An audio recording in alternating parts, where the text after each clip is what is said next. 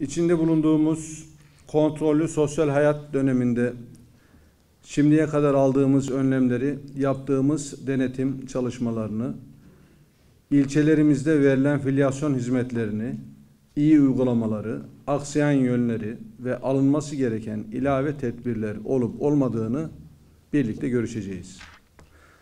Başta altın kural olarak temizlik, maske, mesafe dedik.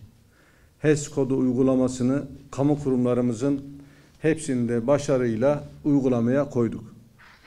Düğün, nişan, nikah, cenaze merasimi, toplantı ve törenler gibi sosyal faaliyetlerin önlemlere uygun şekilde icra edilmesi için kaymakamlıklarımız, güvenlik güçlerimiz, sağlık ve belediye ekiplerimizle 7/24 görevimizdeyiz. Kıymetli arkadaşlar, Türkiye Cumhurbaşkanımız Sayın Recep Tayyip Erdoğan başkanlığında başta Sağlık Bakanlığımız ve İçişleri Bakanlığımız olmak üzere her alanda yoğun bir pandemi mücadelesiyle dünyaya örnek bir çalışma ortaya koyuyor. Dünyanın 14. büyük metropolü İstanbul'da örnek bir filyasyon hizmeti veriyoruz. İlimizde yapılan PCR testlerinden alınan numuneler 15'i kamu, 13'ü özel olmak üzere toplam 28 laboratuvarda analiz ediliyor. Bugün itibariyle günlük yaklaşık 37-38 bin test kapasitesine ulaştık. Nisan ayında pandeminin pik dönemine göre şu anda yatan hasta sayımız %80 azaldı. Pozitif ve temaslı olanlara filyasyon oranımız %99'un üzerine geldi. Filyasyon süremiz ise 13 saate kadar düştü.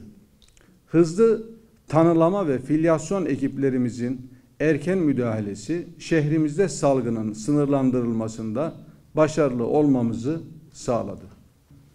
İlimizde hasta, yatan hasta, ağır hasta ve izolasyonda bulunan vatandaşlarımızın sayılarındaki değişimi birebir takip ediyoruz. İstanbul'umuzda Covid mücadelesini başarıyla yerine getiren güçlü ve inanmış bir ekip hamdolsun iş başında. Şahsınızda, hastanelerimizde ve sahada görev yapan bütün sağlık çalışanlarımızın, güvenlik ve diğer personelimizin her birini gönülden tebrik ediyorum. Değerli arkadaşlar, eğitimde okul öncesinden liseye kadar öncelikle bazı sınıflarımız yüz yüze eğitime başladı. Dolayısıyla yeni bir aşamaya artık geçiyoruz. İnanıyorum ki öğrenci ve öğretmenlerimizin salgının korunması, sağlığının korunması, okullarımızın ve servislerin hijyeni konusunda elimizden gelen gayretin daha fazlasını hep birlikte göstereceğiz. Filyasyon çalışmaları takip kurullarımız karantina sürecinde evlerinde bulunması gereken pozitif ve temaslı vatandaşlarımızla ilgili takip ve denetimlerini çok sıkı şekilde yerine getiriyor. Şu anda 39 ilçede toplam 673 ekiple sahada filyasyon çalışmalarını yürütüyoruz.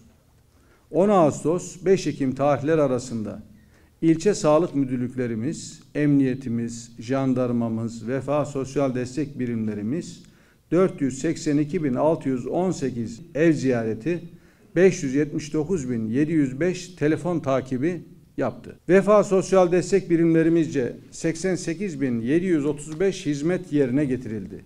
Sosyal yardımlaşma ve dayanışma vakıflarınca 7.246 ailemize 2.314.000 lira nakdi, 11.026 ayni yardım yapıldı. İl, ilçe salgın denetim merkezlerince 21 Ağustos 7 Ekim döneminde başta izolasyon koşullarına uyum olmak üzere kişiler ve işletmeler şehir içi ve şehir içi arası toplu ulaşım vasıtaları, nikah ve düğün salonları, berber, kuaför, güzellik merkezleri, pazar yerleri, buna benzer bütün yerlerde yapılan denetimlerde 38.472 ihbar alındı.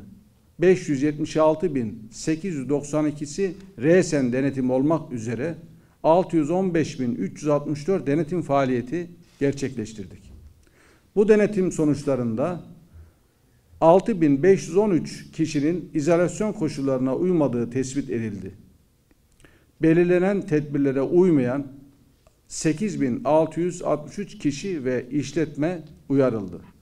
3.427 idari para cezası uygulandı. 3 veya daha fazla ihlal yapan 80 işletmenin faaliyeti geçici olarak durduruldu. Evinde karantinaya uymayan veya karantina şartlarına uygun barınma imkanı bulunmayan yurt ait 2 yurtta misafir ediyoruz.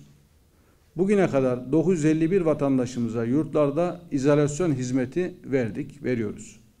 Halen 470'i evsiz olmak üzere izolasyon kurallarına uymayan toplam 538 vatandaşımızı zorunlu izolasyon için misafir ediyoruz. Bu süreci tamamlayarak ayrılan 413 misafirimize sağlık ve afiyetler diliyoruz. Değerli arkadaşlar, düzenli olarak yaptığımız bu toplantılar ve bilgi paylaşımları salgın sürecinin yönetimi ve sağlıklı yürütülebilmesi adına çok büyük önem taşıyor. Bu süreçte özveri ve gayretle salgınla mücadelemize güç katan bütün arkadaşlarımıza teşekkür ediyorum.